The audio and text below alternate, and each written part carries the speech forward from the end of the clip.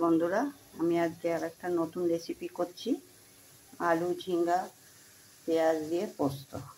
এই জন্য আলুগুলোকে দেখুন আমি এরকম করে ভেজে নিয়েছি একটু নুন হলুদ দিয়ে। ঝিঙ্গাগুলোকে এরকম কেটে নিয়ে ধুয়ে নিয়েছি।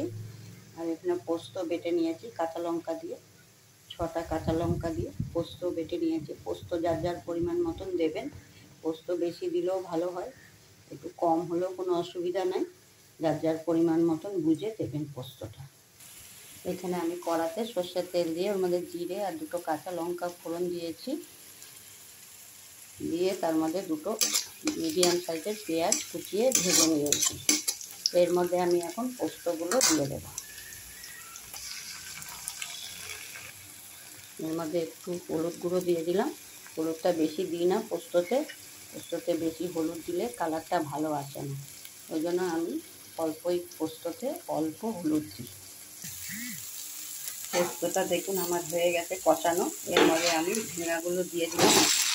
ঝিঙ্গাগুলো দিয়ে আমি নেড়ে চেড়ে তারপরে আলু দেবো, কারণ আলুগুলো আমার সেদ্ধ হয়ে গেছে ভাজার সময়।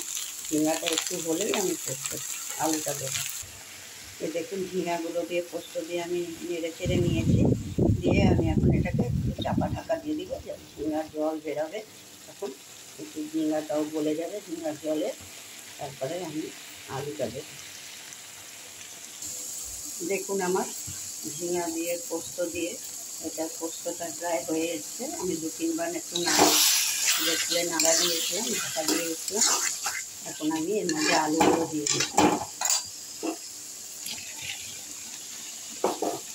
এর মধ্যে আমি একটু চিনি আর নুন দিয়ে দিলাম। ঝিঙ্গাতে আমি নুন দিইনি, ঝিঙ্গাটা বলে একটুখানি হয়ে গেলে পরিমাণটা বোঝা যাবে। এই জন্য আমি এখন একটু চিনি আর নুন একসঙ্গে দিয়ে দিই। দেখুন আমি ঝিঙ্গাটা আর আলুটা পোস্ত সব একসঙ্গে দিয়ে দিয়েছি। এখন এর মধ্যে আমি একটু জল অ্যাড করেছি, ওই মিক্সির ধোয়া জলটা এর মধ্যে একটু দিয়ে দিয়েছি। এরপর এটা একটু শুকনো হলেই আমি এটাকে নামিয়ে দেব। দেখুন আমার ঝিঙ্গা আলু পেঁয়াজ দিয়ে পোস্ত হয়ে গেছে। এগুলো এখন সব বয়েলও হয়ে গেছে, আলুগুলোও গলে গেছে, দেখুন ঝিঙ্গাগুলোও গলে গেছে। এখন এটাকে আমি নামাবো। আমার যদি রান্না পছন্দ হয় তাহলে আমাকে একটু লাইক দেবেন, সাবস্ক্রাইব করবেন, শেয়ার করবেন। দেখুন আমার পোস্তটা কমপ্লিট হয়ে গেছে। আবার আসবো একটা নতুন ভিডিও নিয়ে। Tata, by.